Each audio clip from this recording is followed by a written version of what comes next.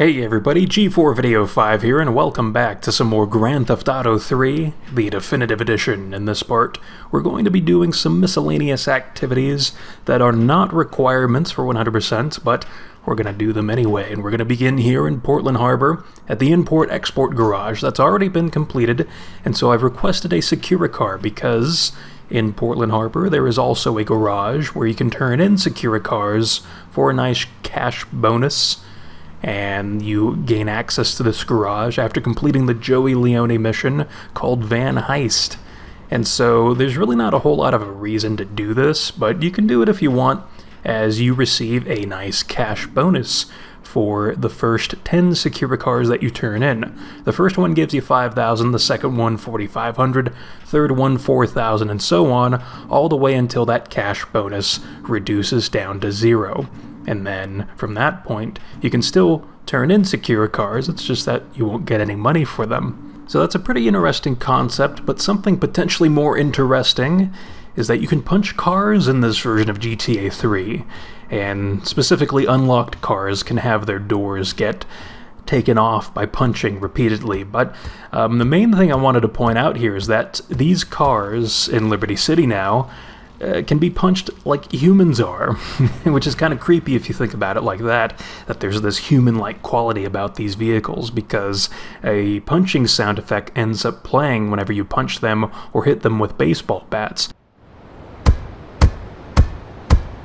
including their exploded carcass. So theoretically, if you're doing that in a public space, you can attract police attention to yourself just by doing that. So it's really, really weird, and I guess something to keep in mind if you're into punching vehicles out in public. But speaking of public, we have public transportation here with these elevated platform stations in Portland, as there's one located in the red light district / Hepburn Heights that takes you on over to Chinatown, and then the one in Chinatown takes you on over to St. Mark's, and the one in St. Mark's takes you back here to the red light district / Hepburn Heights. And they're not overly useful. I can't really think of any time where they would be strategically used, but you can use them if you want to, and they have these cool cinematic, not cutscenes, but just camera angles that show off different perspectives of Liberty City to where you can see rooftops and whatnot, and of course the skylines, the trees, all that good stuff.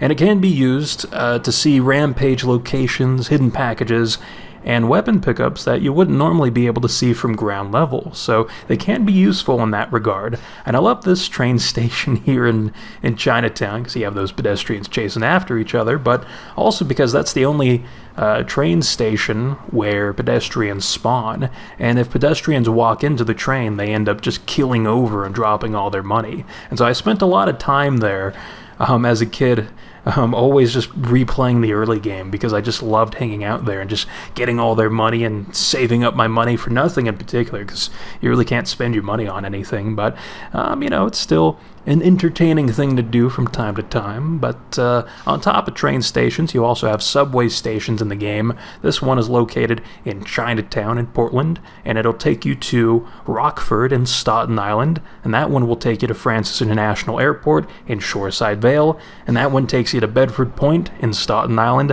and then that one takes you back here to Chinatown. So there's a nice loop of stations all across Liberty City that will take you to where you need to go. Although it's always probably best just to drive wherever you want to go instead of using these things. But it's fun to do from time to time, I suppose.